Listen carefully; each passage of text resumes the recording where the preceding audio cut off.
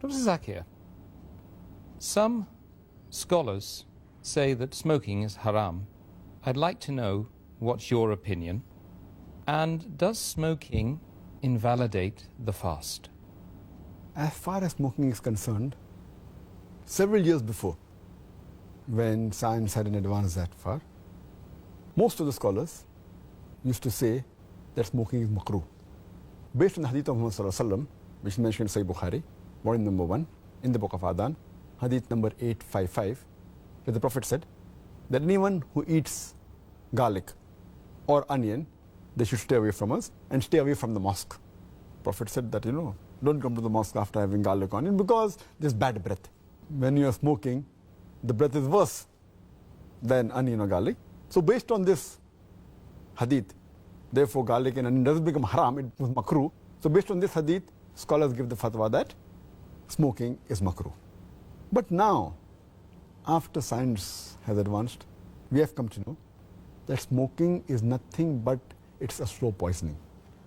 Tobacco in any form, whether smoking, cigarettes, whether bidi, whether tobacco and hookah, whether chewing tobacco, all forms of tobacco contain nicotine and tar. And we know it's nothing but slow poisoning.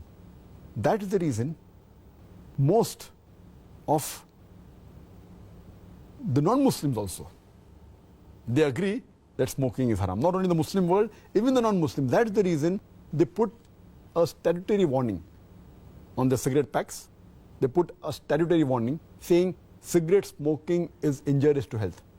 Or in some countries it mentioned general surgeon's warning or surgeon general's warning. Smoking is injurious to health. And anyone gives the ad, whether in newspaper, in the magazine or television, it is compulsory that they have to highlight the statement, smoking is injurious to health. So I'm not talking about the Muslim world, even the non-Muslim world agrees that smoking is nothing but slow poisoning. And today, according to statistics, the World Health Organization says that every year more than 4 million people die only because of smoking. And if you count the other forms of tobacco, it will be much more. And today medical science tells us, and even I had learned when I was doing my medicine in the medical college, that more than 90% of the lung cancer deaths are only due to smoking, whether cigarette or bidi or whatever it is. 25% of the cardiovascular deaths are only because of smoking. 70 to 75% of bronchitis and related deaths are only because of smoking. Smoking is nothing but slow poisoning. It blackens your lips, blackens your gums, your fingertips, it damages your lips, it damages your esophagus, it damages your stomach, and it can cause constipation, it can cause loss of appetite, it can cause loss of libido, your sexual power gets suppressed, it can cause immunity to the drugs you take, and it reduces the defense of your body. And you can only give a talk on why smoking is haram, and I've given a talk on dietary laws in Islam, and I've covered this topic in detail. Time doesn't permit me here. But based on all these various research, there are today more than 400 fatwas. The majority of the scholars, they agree that smoking is haram, and all form of tobacco is haram. There may be certain scholars of certain countries, including this country where I come from, India, they say it is makruh yet. But most of the scholars, otherwise, throughout the world, majority of them, they agree that smoking is haram. Allah says in the Quran, in Surah Araf, chapter number 7, verse number 157, that you follow the prophet, the unlettered prophet who's mentioned in your law and scriptures.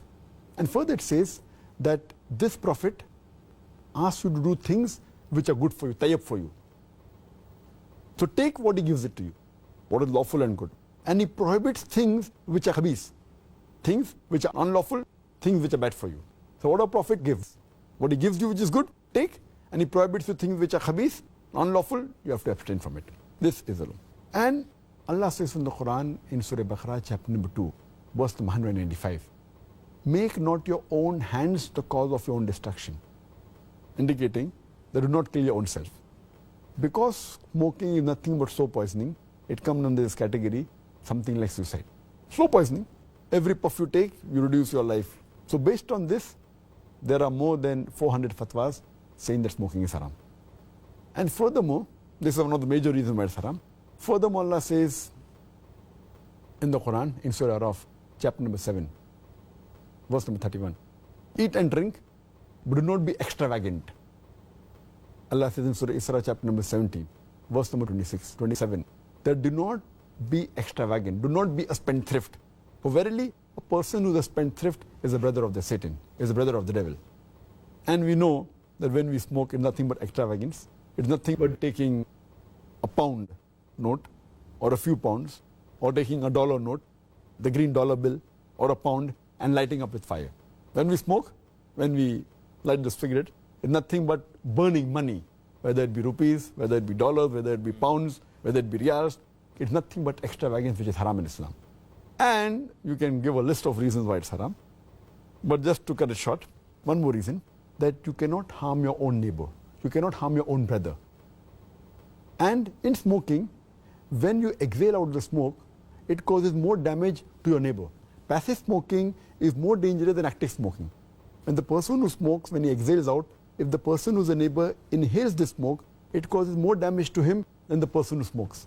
That's the reason many countries like Singapore, etc., they've banned smoking in public places. In your personal house, you can do it. In public places, in government places, smoking has been banned. So based on this, it's haram. So smoking is haram.